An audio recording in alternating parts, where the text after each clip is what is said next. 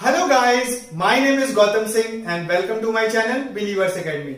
So friends, ये video number 2 है refraction chapter का और आज हम देखने वाले हैं रिफ्रैक्टिव इंडेक्स के बारे में। तो देखिए रिफ्रैक्टिव इंडेक्स बहुत ही ज्यादा इंपॉर्टेंट है अगर आपको रिफ्रैक्शन को अच्छे से समझना है तो चलिए देखते हैं रिफ्रैक्टिव इंडेक्स क्या होता है। तो refractive index is the ratio of speed of light in vacuum to the speed of light in given medium. मतलब ये रेशियो है speed of light in vacuum by speed of light in given medium.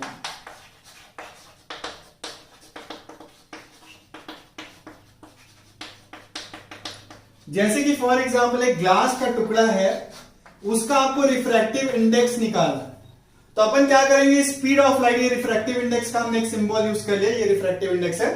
तो refractive index निकालने के लिए speed of light in vacuum चाहिए, जो कि हमेशा कितना होता है 3 × 10⁸ मीटर पर second upon speed of light in given medium. तो अगर आपको ग्लास का रिफ्रैक्टिव इंडेक्स निकालना है तो ग्लास के अंदर स्पीड ऑफ लाइट कितनी है वो आपको पता होनी चाहिए। तो नीचे आप वैल्यू रख सकते हैं speed of light in glass. तो ये जो रेशियो आता है इसी को अपन क्या बोलते हैं, रिफ्रैक्टिव इंडेक्स बोलते हैं।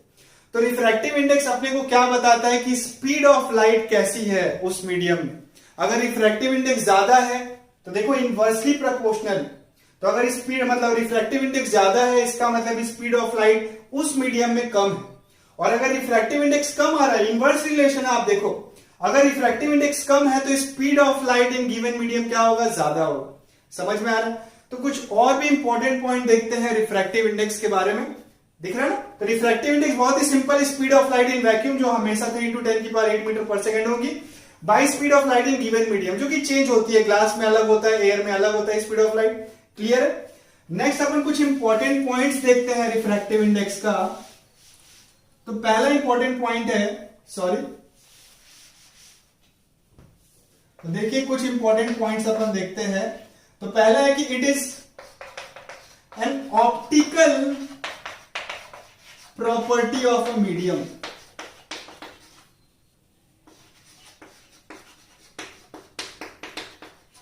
ठीक है ना। ऑप्टिकल का मतलब क्या होता है, लाइट। तो ये जो है मीडियम का लाइट रिलेटेड प्रॉपर्टी है। और रिफ्रैक्टिव इंडेक्स का डेंसिटी से कोई वास्ता नहीं है। अगर किसी की डेंसिटी ज्यादा है, डेंसिटी का मतलब पता ना kg/m³, अगर किसी की डेंसिटी कम है किसी का डेंसिटी ज्यादा है तो उससे आप रिफ्रैक्टिव इंडेक्स के बारे में कुछ नहीं बोल सकते। क्यों? क्योंकि ये ऑप्टिकल प्रॉपर्टी है, इससे डेंसिटी का कोई वास्ता नहीं। क्लियर है। सेकेंड पॉइंट देखिए कि it is a unitless quantity. इसका कोई यूनिट नहीं होता। बहुत इंपॉर्टेंट बोर्ड सवाल है कि यूनिट ऑफ रिफ्रैक्टिव इंडेक्स क्या होगा। तो देखो ऊपर भी मीटर पर सेकंड, नीचे भी मीटर पर सेकंड, मीटर पर सेकंड, मीटर पर सेकंड कैंसिल होकर क्या बन जाता है, जो क्वांटिटी आती है वो यूनिटलेस क्वांटिटी होती है। क्लियर है। तो refractive index is a unitless quantity. Next point देखिए, जो रिफ्रैक्टिव इंडेक्स था वो 3 × 10⁸ bye speed of light in given medium. किसी भी मीडियम में चले जाओ, स्पीड ऑफ लाइट 3 × 10⁸ से हमेशा क्या आने वाली है, कम आने वाली। तो अगर ये वैल्यू इससे कम आएगी तो रिफ्रैक्टिव इंडेक्स की वैल्यू हमेशा क्या होगी, 1 या 1 से अधिक होगा। रिफ्रैक्टिव इंडेक्स 1 किसका होगा, वैक्यूम का, है ना। और नियरली अपन एयर का भी रिफ्रैक्टिव इंडेक्स 1 लेते हैं क्योंकि एयर में भी लगभग स्पीड 3 × 10⁸ ही होती है। तो रिफ्रैक्टिव इंडेक्स का अगर अपन मैग्नीट्यूड की बात करें तो हमेशा ग्रेटर इक्वल टू 1 रहता है। फोर्थ मोस्ट इंपॉर्टेंट पॉइंट है कि refractive index depends upon wavelength of light. ये बहुत ही इंपॉर्टेंट चीज है कि refractive index depends upon wavelength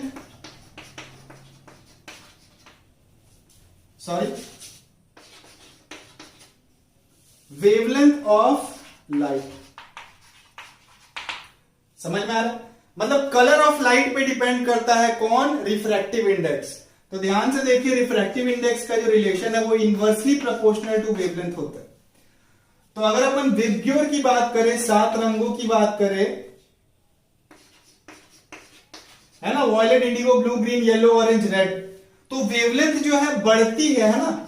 red का सबसे छोटा नाम होता है, एक फनी तरीका याद करने का कि रेड का सबसे छोटा नाम है, लेकिन सबसे ज्यादा वेवलेंथ किसका होता है? रेड का होता है।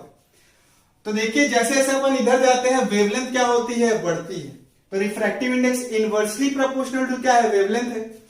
तो रिफ्रैक्टिव इंडेक्स का जैसे वेवलेंथ बढ़ रहा है तो इधर से इधर जाने पे रिफ्रैक्टिव इंडेक्स क्या होगा? घटेगा।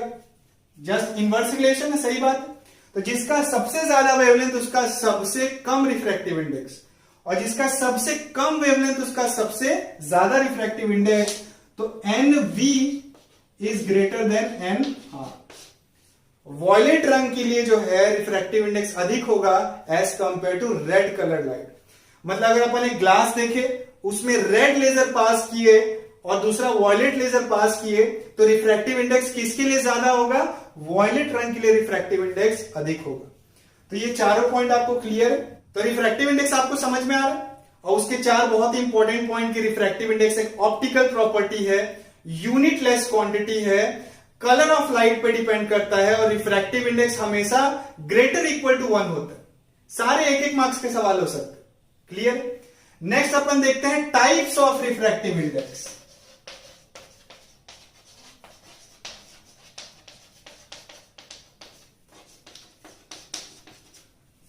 तो पहला टाइप आता है रिफ्रैक्टिव इंडेक्स का एब्सोल्यूट रिफ्रैक्टिव इंडेक्स।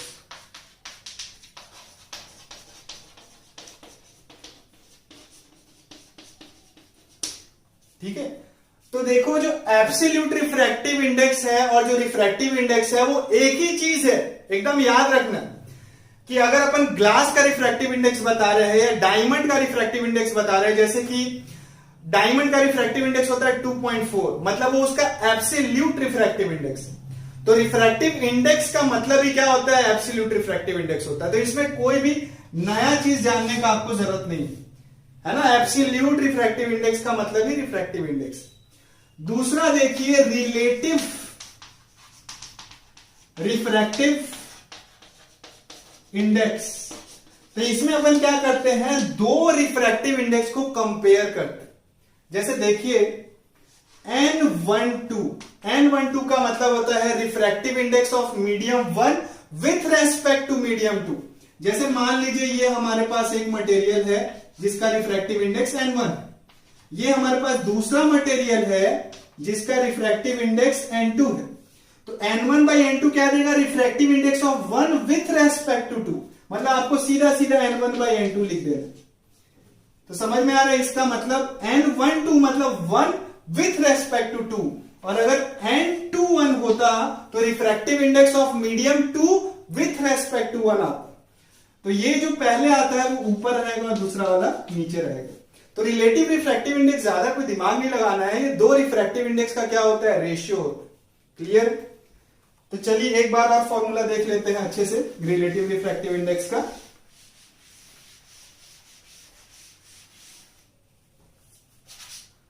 तो देखिए N12 को अपन N12 ऐसे भी लिखते हैं और N12 ऐसे भी लिखते हैं। ये जो पैर के पास है, दिख रहा है ना, N के पैर के पास, वो हमेशा यहीं पे रहता है, 2 कहीं भी जा सकता है। तो ये जो पैर के पास जो आता है जो मीडियम, उसी को पहले लिखते हैं N1/N2, और इसको अपन ऐसे भी लिख सकते थे N21 N21 N21।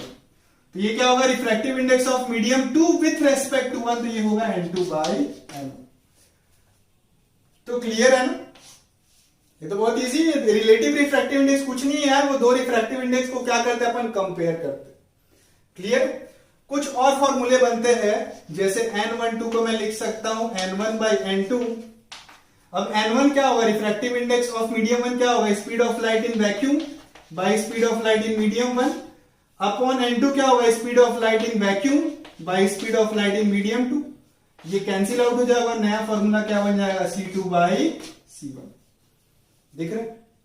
इसके बाद एक और फॉर्मूला बन सकता है, देखो क्या। याद कीजिए पिछले वीडियो में मैंने बताया था कि रिफ्रैक्शन के दौरान फ्रीक्वेंसी चेंज नहीं होती, वेवलेंथ चेंज हो जाता है।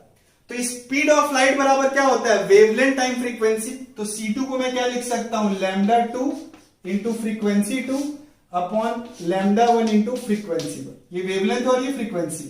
तो फ्रीक्वेंसी तो सेम रहेगा, तो ये कैंसिल हो गया। तो फाइनल रिलेशन में लिख रहा हूं, इसको एकदम याद रखना है, n1/n2 लिख सकते हैं, और अगर n1/n2 रहा तो ये c2/c1 होगा, λ2/λ1। तो इससे कुछ सवाल बनते हैं। क्लियर? तो चलिए अब हम बेसिक स्ट्रॉन्ग करने के लिए कुछ इंपॉर्टेंट सवाल देखते हैं। तो देखिए पहला सवाल बहुत इजी है। इस सवाल में दिया है कि if speed of light in a medium is 2 × 10⁸ metre पर second, find its refractive index. मतलब किसी मीडियम में, ये कोई मान लीजिए मीडियम है, इसमें स्पीड ऑफ लाइट कितनी दे रखी है, 2 × 10⁸। तो इस मीडियम का रिफ्रैक्टिव इंडेक्स बहुत ही इजीली निकाल सकते हैं। Speed of light in vacuum जो हमेशा यही रहेगा, upon speed of light in the given medium 2 × 10⁸। Cancel cancel, ये वैल्यू कितनी आ गई, 1.5। क्लियर? चलिए नेक्स्ट क्वेश्चन की तरफ बढ़ते हैं। तो देखिए क्वेश्चन नंबर 2 काफी इजी सवाल है। इसमें दिया है कि which of the following can not be refractive index of any medium. मतलब इनमें से कौन सा रिफ्रैक्टिव इंडेक्स हो ही नहीं सकता किसी मीडियम का। तो मैंने आपको बताया था कि रिफ्रैक्टिव इंडेक्स जो है वो हमेशा 1 से क्या होगा, बड़ा या इक्वल होगा। तो 1 से बड़ा तो 100 है, 98 है, 1.8 है, लेकिन 0.7 नहीं है। तो बच्चे क्या करते हैं, तो 100 पे टिक कर देते। भाई 100 क्यों नहीं हो सकता, एन ग्रेटर इक्वल टू 1 होना चाहिए। तो 0.7 जो है वो 1 से छोटा है, इसीलिए करेक्ट आंसर 0.7 है। 0.7 किसी भी मीडियम का रिफ्रैक्टिव इंडेक्स नहीं हो सकता। तो चलिए क्वेश्चन नंबर 3 देखते हैं। तो देखिए क्वेश्चन नंबर 3 एक इंपॉर्टेंट सवाल है। क्वेश्चन दिया है कि speed of light in medium 1 is 1 × 10⁸ metre पर second and speed of light in medium 2 is 2 × 10⁸ metre पर सेकेंड, है ना। दो अलग अलग मीडियम में हो सकता है, ग्लास हो दूसरा वाटर हो, उसमें स्पीड ऑफ लाइट अलग अलग दे रखी। उसके बाद बोला है कि find refractive index of medium 1, refractive index of medium 2, refractive index of medium 1 with respect to 2 and refractive index of medium 2 with respect to 1। तो n1 क्या हो जाएगा, speed of light in vacuum upon speed of light in given medium. तो n1 में कितना है, 1 × 10⁸ metre पर second, metre पर सेकेंड। तो ये तो कैंसिल आउट हो जाएगा, 10⁸ कैंसिल हो गया, 3 आ गया।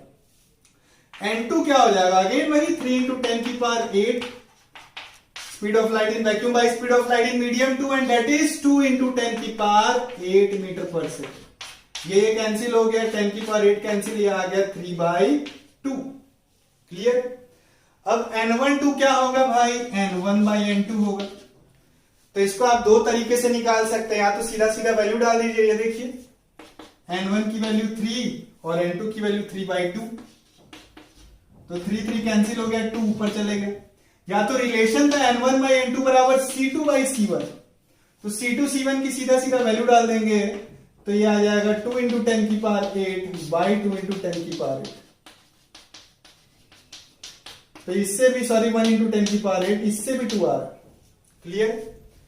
वैसे ही n2 कितना हो जाएगा, n2/n1, और ये वैल्यू होगी n2 की कितनी है, 3/2 एंड n1 की वैल्यू है 3। ये कैंसिल हो गया, आंसर क्या आ गया, हाफ आ गया। देखिए एक और रिलेशन है जो मैं आपको बताया नहीं, लेकिन आप याद रख सकते हैं कि n12 × n21 = 1, है ना। ये फॉर्मूला बहुत इजीली डिराइव हो जाएगा। आप देखिए इसमें वैल्यू पुट करके देखेंगे तो जो है 1 ही इसका आउटपुट आएगा। तो याद रखना है refractive index of medium 1 with respect to 2 into refractive index of medium 2 with respect to 1 बराबर 1। तो जैसे हमने ये निकाला तो तुरंत n21 क्या हो जाएगा, इसका रेसिप्रोकल हो जाएगा। क्लियर?